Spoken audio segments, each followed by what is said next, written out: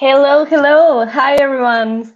Thanks for joining us. We are so excited to start chatting with you about the results of the first state of Burnout In Tech report.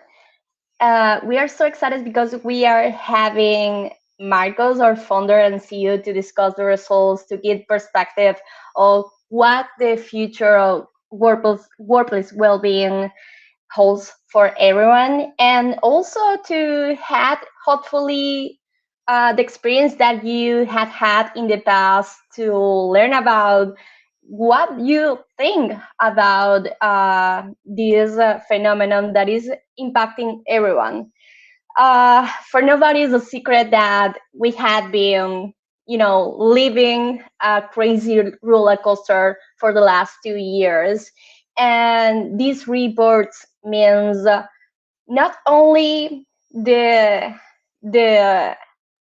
proper data that is related to that roller coaster, but a scientific view of why this is happening and what causes that, and what can we do as a member of teams, as a member of organizations, to actually make things better. Because even if we don't or we cannot control what happens out there, we definitely have an influence of what can we do first with ourselves, and then an influence on what can we do better at work with our teams to make experience hopefully a healthier environment for everyone. So thank you so much for joining us. We are having people here from I think United States, Latin America, Europe. There's a lot of people here, mostly people working in tech. So I'm so excited. We're going to discuss, as I said, an overview of the report, but also what can we do better, what we think that could be the reasons. And yeah, super excited. I'm going to introduce now Marcos. And before that, I want to remind everyone that you can hop in the chat on LinkedIn to ask questions, to introduce yourself, to say what you think. Please speak your mind, because one thing that we at Yerbo are more excited about is to drive mental well-being at work. This has to be community driven. So we are here to hear you and to share experience and to hopefully bring the conversation started for everyone, because mental well-being only going to have progress if we start talking about these things in an open environment. So without further ado, here's Marcos. Hi, how's it going? Hi everyone. So Mars, it was supposed that this would be a conversation between you and me and just a couple of friends. And it happens to be that there are more than a couple of hundred of people out there listening to this. Okay. So thank you and welcome everyone. Let's do it. Let's present the report. Yeah, for sure. For sure. Well, many of you may have the report, and for you, John, the report is available, no email required, on the Yerbo site. I think if you don't have it yet, you can get your copy at the end. But for a couple of you that already read the report, I think it's a good idea to start for the key highlights, and then to go deeper and deeper on why, what, and what can we do about it. So, okay, let's start with a few highlights. Marcos, I'm gonna give you the stage for you Sure. here to give us.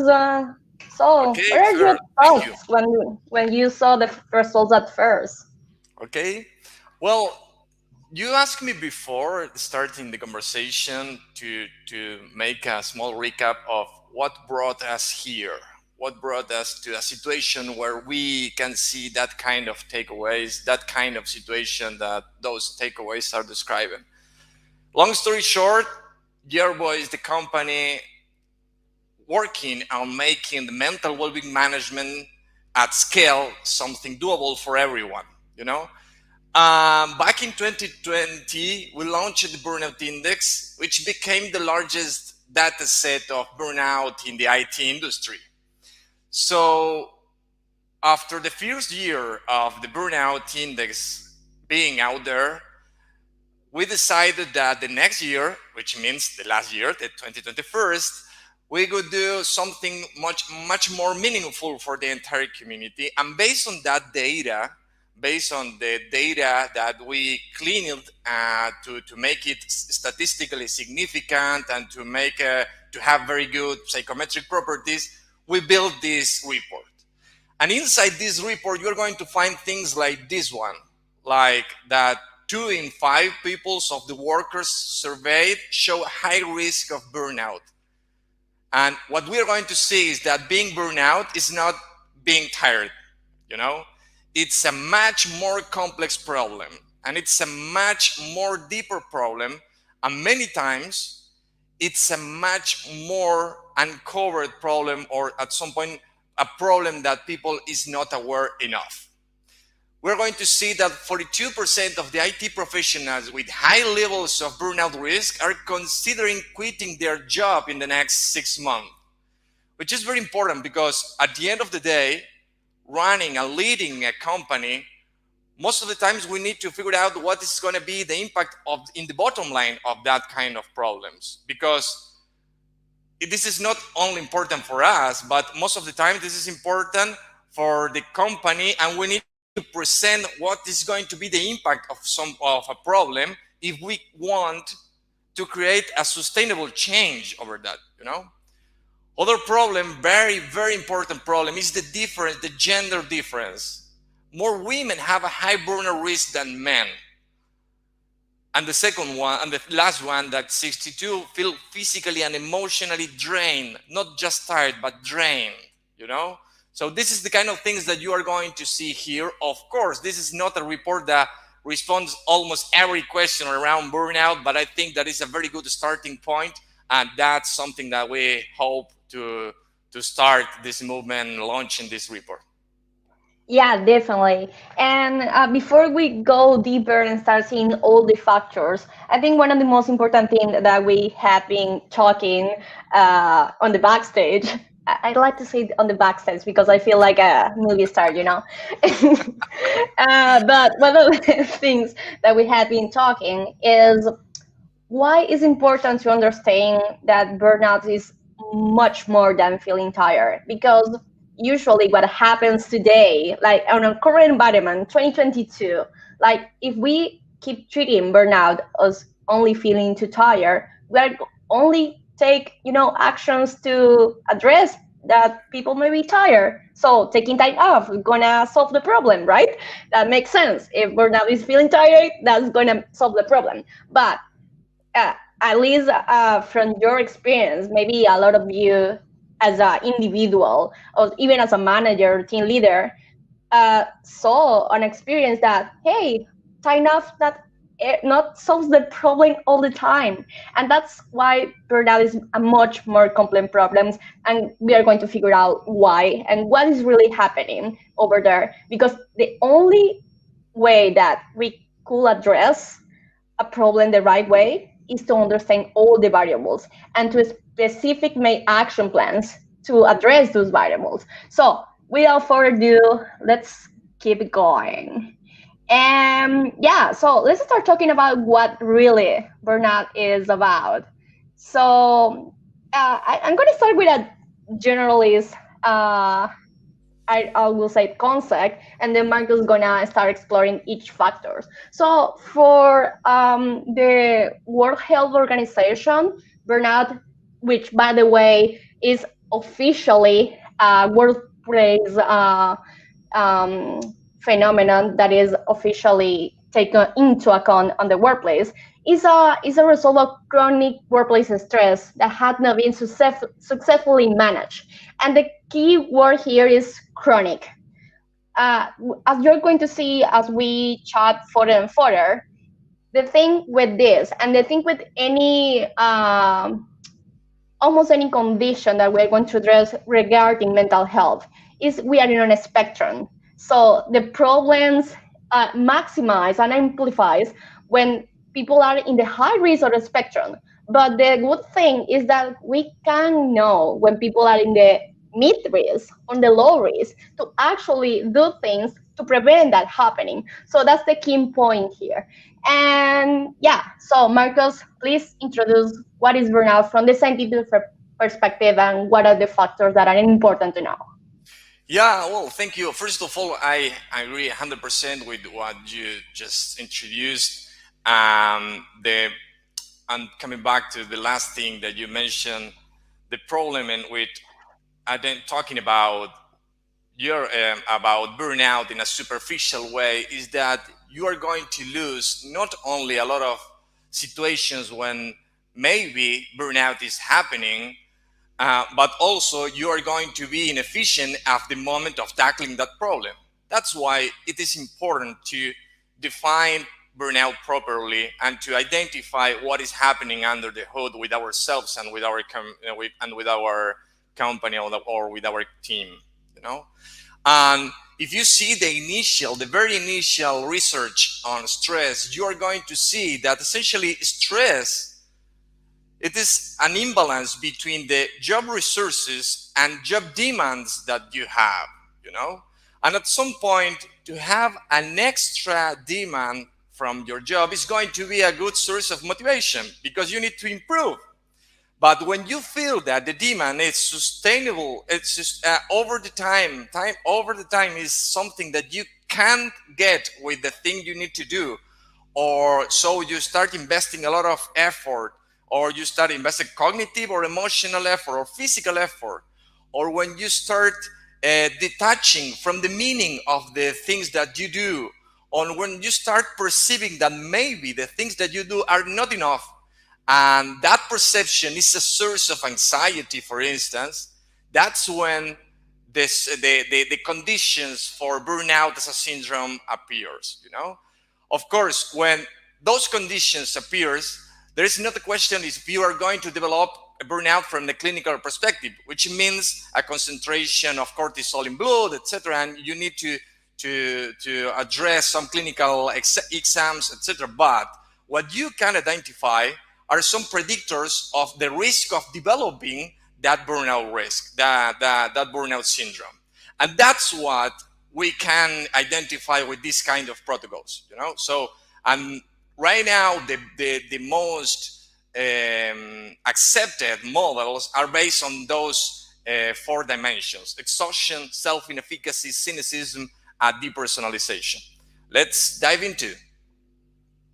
Yeah, yeah, for sure. So let's start with, well, as Marcos said, this is part of long analysis from like let's before they into to give like the full context of what the data that you're going to see here represents is like over 33 countries, like over 30,000 answers, and with a, had to say, really proud, with a gender parity that reflects the reality of people that identifies as a female and as a male. So let's dive into on the maze of burnout, and you're going to see here we're using Pac-Man and the goals because one of the things with burnout is you have the goals that that Marcos is going to explain, but you also have the rewards and the things that you can eat or follow or give yourself energy to actually make things better. So that's why you're going to see a lot of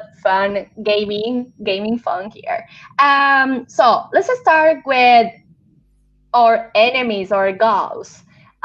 First one, the most no goals ever. Yeah, exhaustion. And yeah, let's start with that, Marcos. The most common one, maybe the Yeah, we don't have exactly. to say much here, but let's go into.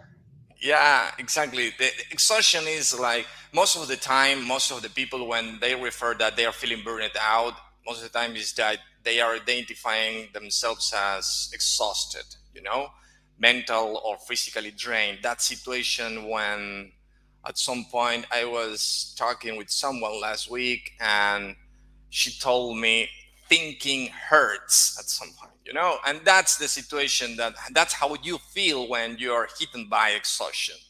Think is something that demands you maybe an extra energy that you are not able to give, you know um, most of the times we identify exhaustion as something that can come from physical conditions, but it's not related to physical conditions. It's related to cognitive situations or cognitive demands or emotional demands besides the physical ones. The cognitive exhaustion and the emotional exhaustion, it's very prevalent in the IT industry. We have the jobs that demand us a lot regarding our mental activity, and this is not for free if we don't have good recovery activities, and that's Yeah. exactly the social problem. I mean, the sensation of feeling drained of physical and emotional energy. And how powerful is that ghost of exhaustion? Well, essentially, as you can see, 56 of IT professionals can't relax once their workday is over. And one of the problems that surprised me is how naturalized is this. I mean, most of the people here most of knowledge peoples are very used to keep thinking or to keep attached, to keep thinking and keep involved with the problems they have in their work, even if when they have stopped working. Most of the times they feel that they do that, or we feel that we do that because we love so much what we do. The problem here is that when this is compulsory, this is not something healthy. This is something that we can't manage. Well, and what do we find? What can we find regarding the difference between male and female? And this is one of the most important findings here: is that 69% of women feel run down of energy, which is very above, which is above of the percentage of male. Of course, we all have like hypotheses and some clues on why is this happening, and this wasn't the goal of this report, but this is something that we need to start working on urgently, because of course this impacts a lot into the mental health of the half of the population of the world. Yeah, that's a good one. And for everyone to know, next week we're going to have another chat only focus on hypotheses on the difference of male and female. So that's going to be interesting. Please bring your experience and your best guesses there. And yeah, the thing is, the problem we here have a few comments of people in the industry that it's important to understand, like, how can this really cool impact, like in the day to day, what it means to be emotionally or cognitive drained is like the way you cannot be able to focus, even if you want to, even if you love your job, you cannot focus, you cannot have creativity enough, and you cannot think properly. And as a cognitive worker, as Marcos said, like if you cannot think properly, that really only like not impact only your performance, but start to impact other aspects of your life, and maybe influence other factors that we are going to see next. That is, if I feel I cannot focus and I can't do good work, maybe I start doubting about myself. So what this is about, next enemy is self-inefficacy. Marcos? Yeah, well, self-inefficacy is a belief. And from the cognitive theory perspective, beliefs are the common ground where behaviors step, you know? So essentially, to believe that you are not being efficient at your job, or you're not good at doing your own job, etc., is going to predict, and this is not magical, but it's going to predict your performance. The problem is not only that it does affect your performance, but also that it can affect your entire health. So the self-inefficacy, the absence of self-efficacy, or believing that you are self-inefficacy, um, is something that is going to affect your burnout, and it's a very the second common factor that we found that is affecting the population in the IT industry. Maybe, of course, there are a lot of questions. The IT industry changed very faster. I mean, the things that you used to know the last year, maybe they are not useful anymore this year. And if you don't catch up, maybe you are going to be old at some point for the industry. Or maybe the dynamics of the companies in the IT industry are very, very demanding regarding because we are not still a unicorn, but we want to be a unicorn. So are we moving faster, or we need to move even faster? And maybe this is just an internal message between Mars and me, but this is the reality that we see in the IT industry. Okay, Yeah, so yeah, definitely. go ahead. Yeah, I just want to add a comment. Like, even if you are already a unicorn, there is also a challenge that you had to move faster because the competition is going to beat you if you don't. And there is all these challengers that constantly pop up when, and you are the one that they are trying to beat. And you have to keep moving faster, not matter the size of the company, not matter if you're early stage startup or already a unicorn. Yeah. Okay. Well, of course, to tackle this problem, there are a lot of very common tools like feedback loops, having not good loops in terms of cadence, but also in terms of quality of feedback and sources of feedback that are going to affect this belief. How much does this affect our industry? Well, 51% feels like they are achieving less than they should. 33 of the tech workforce feels inefficient at their job. And again, this is not a feeling that moves me toward the accomplishing my goal of growth. This is something that generates me anxiety, that makes me feel bad about myself. Okay? Yeah, that's a difficult one. And I want to highlight here one of the comments that we got for Taylor from GitLab and from Kate from DuduGo. There is like, for me, had found that is the little negative voices in my head that start getting louder until you are consumed by self-doubt. I want to highlight this one because like sometimes I feel in the past kind of the same.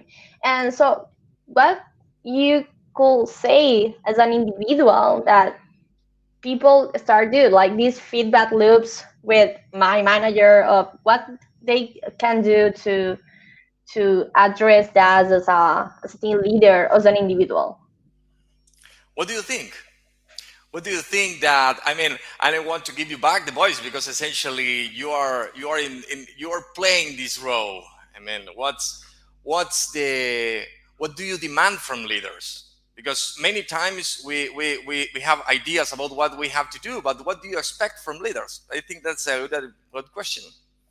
Oh, that's a good question. I think this specific factor, given the startup environment, has to be with two things. Well, the other thing that mentioned Kate is like there's a lot of insecure overachievers in tech. And when someone is secure and confident, especially women, it's shocking. So I think there is a few layers here from giving real clarity. Like if you feel only comfortable enough, like when you have the clarity of what it is about, but also if you work in tech industry, you have to get comfortable with uncertainty. And that way it's a seems opposite polars because one thing that is helpful, like you're in an industry that's not common. So I think having some sort of role clarity in the job that you are performing and giving yourself like the the space to be comfortable with uncertainty and having those conversations with your direct manager, I think that helps a lot. At least in my case, uh, has you know been gaining perspective on the challenge to keep going. Very good. Yeah, but yeah. You know, I totally agree. Role clarity is part of the is one of the root causes that affects self-inefficacy. And it's a very good example, because what I wanted to share is essentially that every factor has different root causes that affects more in a positive or negative way. For instance, role clarity. For instance, the capacity of use and develop my own skills. If I started my career and my vision is to develop myself into the I don't know, the product management path, but I am still working as developer, most likely thing is that, or maybe quite the opposite, or the classical situation where I was promoted as manager because I was a very good engineer, and then maybe the entire environment starts expecting something from me which is not in my plate at some point, which is not in my desire to develop.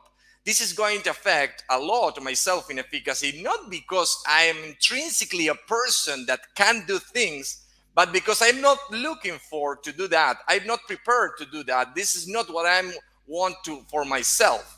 So what the general response is essentially every factor has different root causes, and the most efficient thing is to tackle every specific root causes, not working only at the level of the factor, but also to tackle the root causes.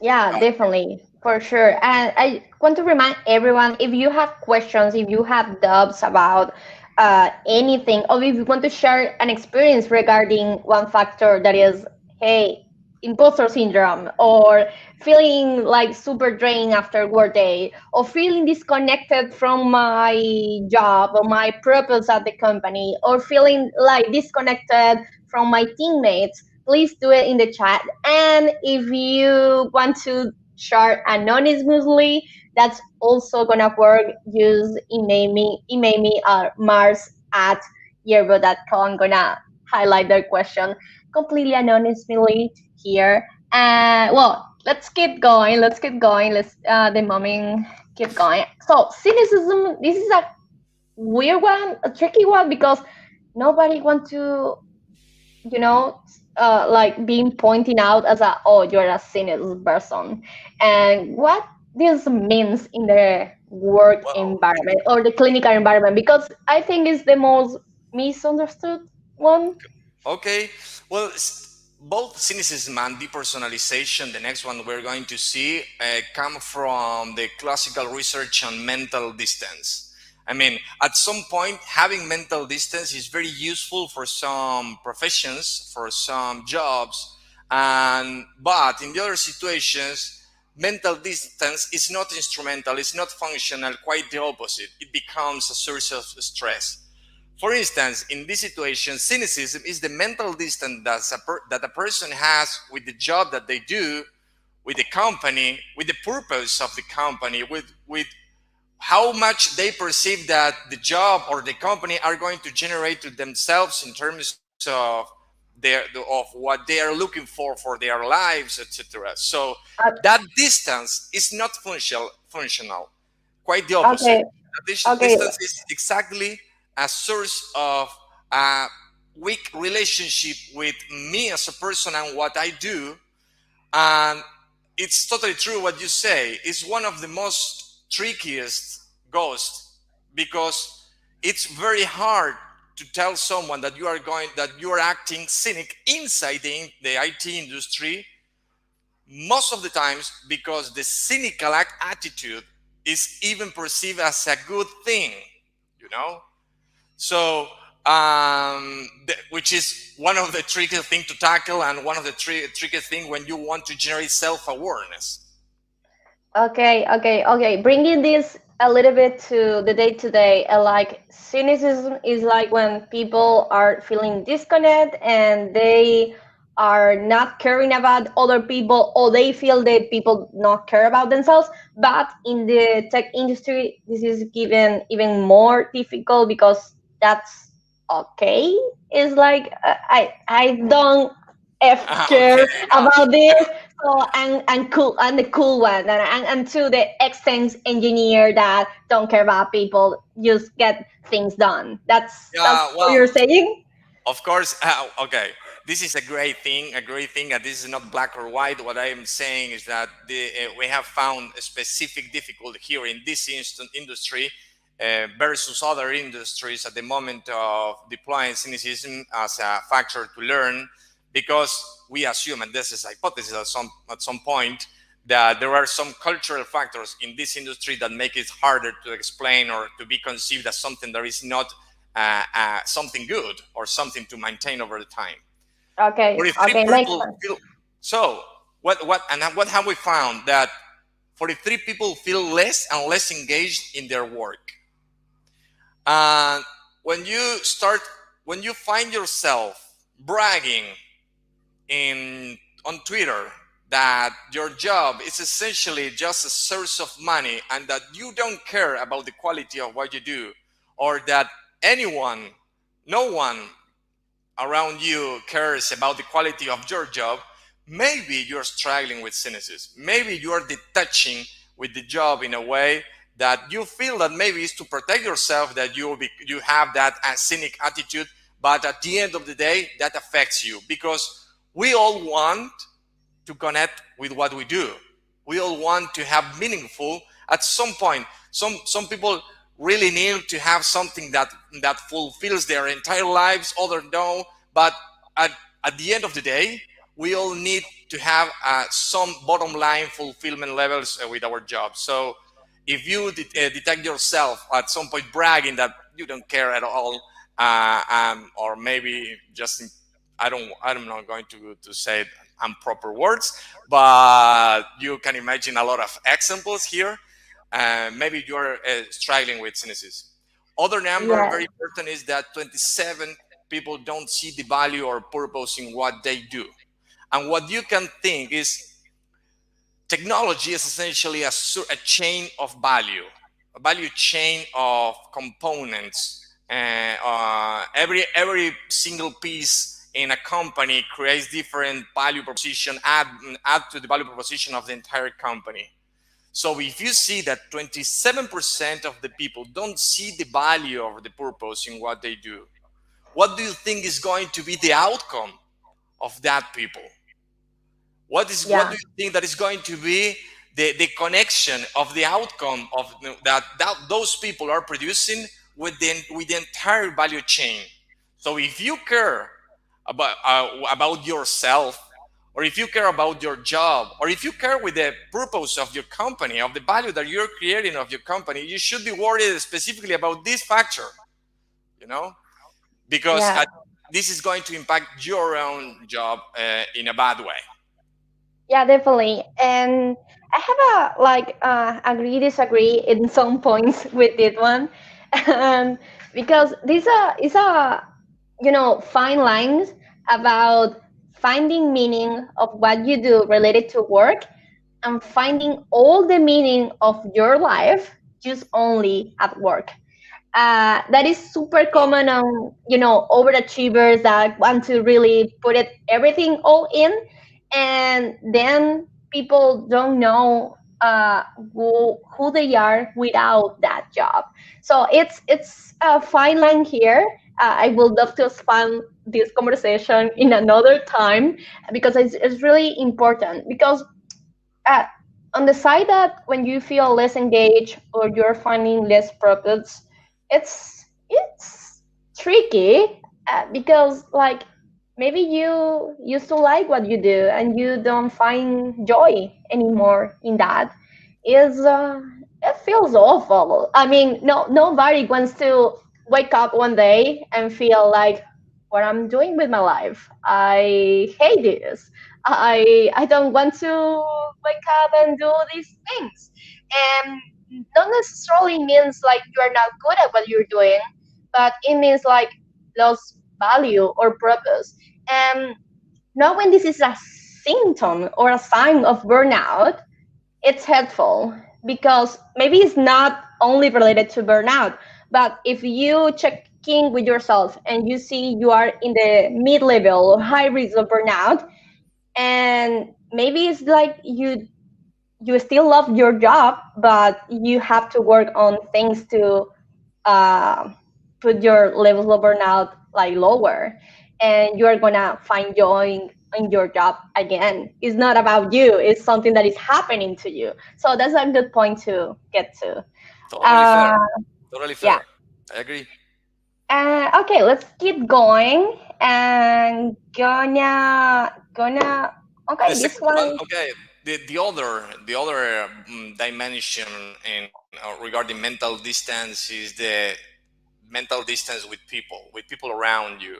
It's very common. This was a one that was very common and most prevalent in other segment of workers, like people working in education or in health. um, but it is also present in IT industry too, and it's the distance that you have with people around you, and how much that distance affects your health. Because in situations when you want to connect with others, like for instance you want to connect with the problems of your customers, but or the customers or clients you have to talk with every day, but you start just not, but you don't care about them. And it can also happen with the people in your team, or the other people around you, or people behind you if you're a manager, you know. So, and what have we found? Well, 22% feel that they are harder and less sympathetic with people that they work with than they deserve. um, a little thing, when we make those statements, what we are saying here is not that this is just happening to you a couple of times per year because you had a bad day. Essentially, what we are saying here is that 22% are in high levels, are in the high levels, are in the levels where that dimension becomes a risk. You know, so this is not something that, okay, we can say, okay, we all have bad days, we can be worried about any other thing, so we are going to mistreat others even when we don't want, but we are going to react in a bad way. Okay, that's not. This is something that is going to happen to someone maybe a couple of times per week or almost every day. You know, so the problem is huge if you consider the internal dynamics or day to day of an entire team of for that person. Because if that person is into that situation, this is not because that person likes to hate everyone. You know, this is not something, as you mentioned, that's not him or her. This is something that is happening to her, and it is Yeah. something that that person needs to do a lot of things to change, but the environment, the team needs to do a lot of things to change too, and the organization too. Yeah, definitely. I think that's super related to one of the quotes our community gets here. The days of the talented also Task engineer. force is the Yeah, is the word. Yeah. I know, but I didn't wanna curse word here because this is recorded. Thank you. Okay. Oh, but yeah, you already did. It's okay. So we are friends now. We are Like mundane. everyone here, we are friends now. Okay, the breed a bad environment for developing and nurturing things. This is an interesting one because there is a lot of. I mean, this is not a case of saying, oh, if you are being like harsh to people, it's okay. It's not on you all the time because maybe it's not the case of a specific person. But if being harsh is in an environment that is common, is could be due to culture, or could be that is you are creating an environment of high burnout risk with a lot of people are feeling dispersonalized.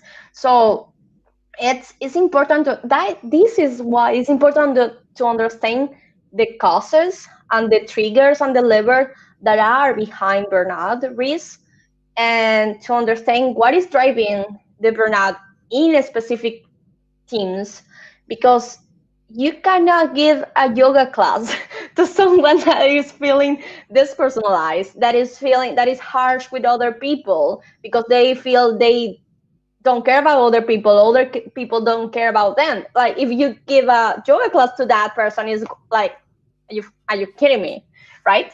Yeah. And so what you have to add on this? Yeah, I totally agree with that. And there is like an entire chapter of the research around the efficiency and the impact of those strategies focused on mainly in giving and sharing perks around yoga classes or mindfulness. They are very good. They're very good for developing some kind of culture, for developing some internal resources for the people taking those classes. And so don't get me wrong, they are very good, but they are not going to solve a lot of the problems. So if your only strategy is essentially to tackle burnout, to put all the people of your company in a room to practice yoga, most likely thing is that at the end of the day, they are going to keep they're going to struggle with burnout. Okay, they are going to take this in a better with a better mood, but they are going to struggle because the problems are still there, you know. So they are going to have more internal resources to face them, but some of them, they are not related with the internal conditions of people. And I think that this is there is an entire discussion in the mental health space about what is the effect of the narrative of promoting that mental health in your workplace depends mainly on your internal resources, which you can develop with that kind of recovery activities like mindfulness, etc.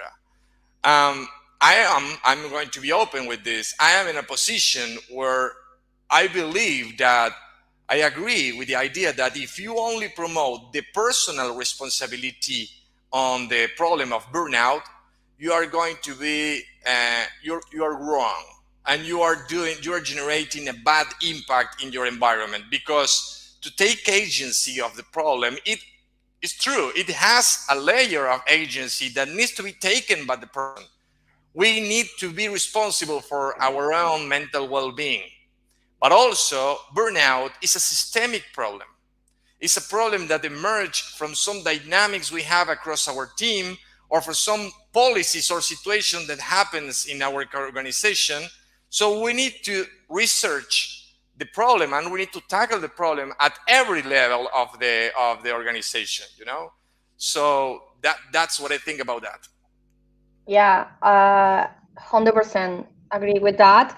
I think one of the most hurtful things is to think that mental health related challenges at work are only a responsibility of individuals.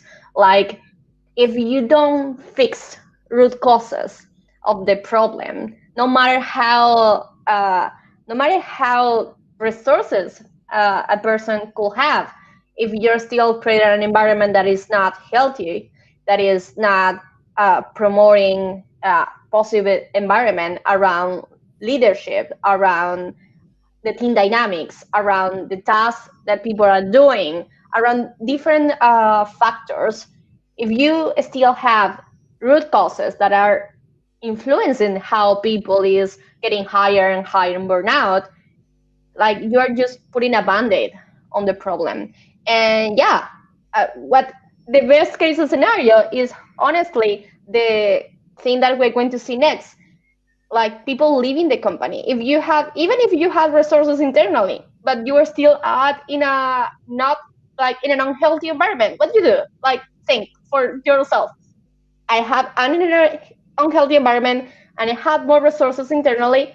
I'm gonna move to a, better environment. So that's one of the things I want to jump in right here, because I want to everyone visualize the difference of people wanting to stay in the company when they have low burnout risk, and wanting to leave the company with when they have high burnout risk. So, Marcos, maybe you can expand on Yeah, that. this is very important, because one of the key challenges of every company in our industry is to attracting and growing talent, you know. So that represents the problem of burnout. And when you face that, you are not going to retain talent if you don't tackle the burnout problem inside your organization, because two in five workers with a high with high burnout risk of burnout want to leave their company. So, and this is one of the most important predictors of employee turnover. We have been facing this great resignation problem in the United States and worldwide. Part of that is strongly related with the mental health conditions that we all have been passed through. So essentially, this is one of the impacts we mentioned at the beginning of the talk that affects more. If you don't want to fight against burnout because I don't know, because you believe that the world is a better place to live without burnout, even though that you don't believe that, better if you start working on that, because this is going to impact the bottom line of your business. Yeah, definitely. And well, I want to highlight also the other side of that. When people have low burnout risk, like 70% of them want to, they don't see out of the company anytime soon. And yeah, that's important because when basically, I mean, this is sounds obvious, but it is what is the reality. When people feel that they are in a good environment, they are taken care of, they are here and respected, and they are in a psychological safe environment, and they are growing and learning and performing well, and doing all these things that promote low burnout risk, they're going to keep it and they're going to stay in the company. So this is important because knowing at what state, so what level is different teams is important. Because the thing is, when you don't know where you are this given month, it's hard to say, okay, team A want to stay or want to leave at some point in the next couple of months. Team B, what is about them? So knowing this and knowing what this means is relevant to inform other part of your business, other part of your priorities, I will say. Cool. Yeah, and other part before to end this chat, I think is really really interesting. But other part, giving in the line of my priority as a tech company is always be hiring. Basically, companies in tech do two things: hire and build product. That's the only thing that you have to do. Hire great people to build great products, and hopefully good enough products to end users keep really liking it. And so you, if you have a high burnout risk in your company or in your team, the chances are high that they are out of your team in a couple of months. But not only that, even if they stay or they leave, people with high burnout risk are going to be detractors of your company because they had a bad experience. And I mean, you don't are necessarily going to talk good things about the company that burned you out. So, Marcos, what is your take on Yeah, this? I want to share just a quick experience on this. Yerbo is my second company, and some people attending this talk are were part from the last one, Maquinalis. And at the moment of the acquisition of that company, I believe that the most remarkable outlier of that company wasn't that we were the largest machine learning solutions provider here in Latin America, but that we had 3% of employee turnover annually. At the moment of the acquisition, we had more candidates to join the company that positions open. And it was essentially a direct consequence of how we manage the mental well-being of the team. You know, how we manage our mental well-being, because at the end of the day, we are workers too. And so what I wanted to say here is that at some point, most of the times we tend to not see that kind of impact, because we assume, like, okay, the velocity, the hiring velocity or the quality of hiring is something that it is what it is and is going to improve, but it is going to improve like in I don't know how many time, and it's going to improve next year or something like that, because it seems like a huge trend and a big trend, and it is. But Starting from taking care of the mental well-being of the team is one of the most impactful ways of tackling that problem too. And I want to say, and to add, and to come back to a thing that we mentioned at the beginning. One of the most important challenges when you want to start tackling burnout, in particular, about mental well-being in general, is how to generate awareness in a way that feels safe for the people in your company and accurate regarding the numbers that they generate and the data that you are generating. And asking people how much do you feel burned out is not a good way. Quite the opposite.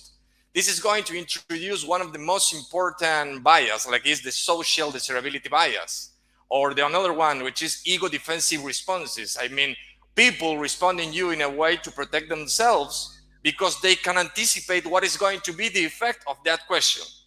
So if you want to detect the levels of burnout of your team, in particular with people that is struggling with burnout, most likely thing is that to be accurate, you need to ask for behaviors like, for instance, using protocols like the Burnout Index or others. There are a lot of others around with very good psychometric properties. Uh, but please don't do this. Don't face the problem just asking directly, do you feel burned out? Because this is going to be a range of responses from people that are only tired, telling you that they are burned out, and people that are actually burning out, telling, no, I'm okay, business as usual. I love what I'm doing. I'm just doing the extra mile and this. Okay. So what I wanted to encourage you is to measure this in a proper way for you, for the impact of your business, and in particular for taking care, seriously taking care of the people around you and yourself. Yeah, that's a definitely. I have a question, anonymous question on my email. I just want to highlight it because I think it's deeply related with this. Is from a manager that is feeling burnout, that like it feels like related to all the things that we talk here. And the question is how to talk about this at work. Like if you are a manager and want to talk this about like how do you talk about this with your direct reports, how do you talk about this with your odd level manager? Hmm. That's tricky because it's a Yeah, tricky well, conversation. generally speaking, this is the challenge. This is the challenge of creating a safe environment, of psychologically safe environment to talk about these kind of things. And there are a lot of very good points to take here. First of all, if you're a manager, and I am assuming that manager here pairs with the idea of leadership. So if you're a leader, first the best idea is to start talking about yourself, is to start talking about and showing your own vulnerability. The people around you are not going to feel safe to talk about themselves and about what is happening to them unless they see coming from you that they are not going to be some kind of retaliation, you know. So first of all, take the chance and start doing things by your own and show and lead by example. The second one, using resources, common and free resources like the Burnout Index, is a very good idea because they set a common language, a shared language at the moment of talking about mental well-being in general or burnout in particular. So sharing a language is a very good is another very good idea if you want to have a conversation sustained over their time. At the beginning, it's going to be, you're not going to move forward, you're not going to go deeper beyond the superficial conversations maybe. But once the people feel that they are sharing exactly the same framework at the moment of talking about mental well-being, and that they see that you do that, and this is not a privilege that you have as a manager, but it's just something that makes you feel like equals, struggling with the same, suffering from the same, or motivated by the same, or quite the opposite, with different motivations, But doing that in an explicit way, this is going to be the first step to create that psychologically safe environment to talk about mental well-being. Yeah, definitely. And well, the other side, that's if you are the manager and want to talk with your team. But let's say you have this psychological safe environment and you want to talk about with your manager. Uh, what do you do? Okay. Well, I am assuming that you're working in a position where in a company where psychological safety is abundant. If this is not happening, well, the problem starts there, not in your position, not in your motivation to talk. But what we see of users of Yerbo or other people in the clinic is that starting the conversation using formal resources like, okay, I did this quiz, or I started just reading this article or this paper, if you're more science friendly, as a starting point of a conversation is a good idea, because there you are going to feel what is the reception of your manager about that specific problem. And also, I want to say another thing for all of them that are managing people. First of all, you are not responsible for the 100% of the mental health of your team, of your people. Why do I want to say this here? Because essentially we see a lot of people suffering from being unable to save everyone. It's not your mission to save everyone. Of course, you can create a lot of conditions, and you need to be responsible of your position, because it is true that most of the people are going to be engaged or are going to be burned out because the relationship they have with you. I mean, and there is a lot of huge research around that, the impact of the relationship with the leadership. So you need to take that responsibility seriously.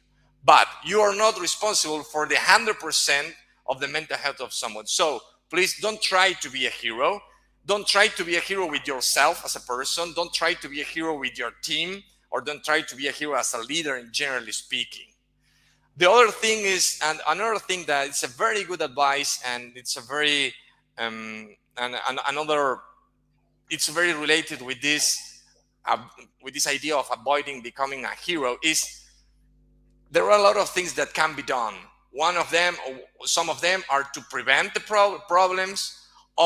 Some of them are to detect early signals to tackle mental well-being problems, and some of them are around treatment. If you have someone in your team or you are struggling with burnout at a clinical level, you as a leader, you can do nothing unless you are a mental health professional. So when you reach to that point, your responsibility is to help, to protect, to care that person, and to help them to go to start that kind of treatments, you know? So, and this is very important because it's very common to see people really committed with the mental health cause, and that really believe that productivity and mental well-being can go hand in hand, but they invest so much energy and they affect themselves in situations where they were not prepared to solve the situation. So when you achieve to that point, that's the moment for professionals. Don't Yeah, promote such of, and we are going to take care here, I'm here for you, when someone is struggling at a clinical level. Your work is in prevention and detecting early signals. yeah, definitely, 100%. Like it's so important to know when to act, when to be a helping hand and be open and be vulnerable. And also, it's important to know when the things scale beyond you and to look for professional help. That's wonderful. Well, thank you for the whole report review, Marcos. I think it's really insightful. Definitely this is going to start even more conversation around different factors. Next week, as I say, we are going to talk about the difference between over the gap between male and female, and I'm going to discuss about like how burnout is hurting women's careers, and hypotheses on what this could be happening, what could be the causes, and what we could do about it as an individuals, and as a team leaders too. So this is going to spark many conversations. Hopefully, this is going to spark a lot of the conversations, and each of the factors that we mentioned here, each of the stats that we mentioned here, I think is worth to expand on that. And yeah, uh, you're going to get other invites from us to keep chatting, to keep the conversation open. And again, feel free to reach out, to DM us, and to share your experience and your thoughts about it, because the only way we can build healthier work environments is to start talking about this stuff, and to start, stop hiding the elephant in the room and start bringing them to the table. So thank you, Marcos. This was really wonderful. Okay, thank you, Mars. Thank you, everyone. And Jose Luis Norris asked if fishing trips is a recommended action to manage burnout. I personally recommend that because I love fishing. So it is. Thank you, Yeah, everyone, and I hope to see you. There are a lot of things to be discussed here, but we want to be progressive at some point and solid, sharing resources to tackle those problems. yeah, Thank you. definitely. Thank you, everyone. Take care.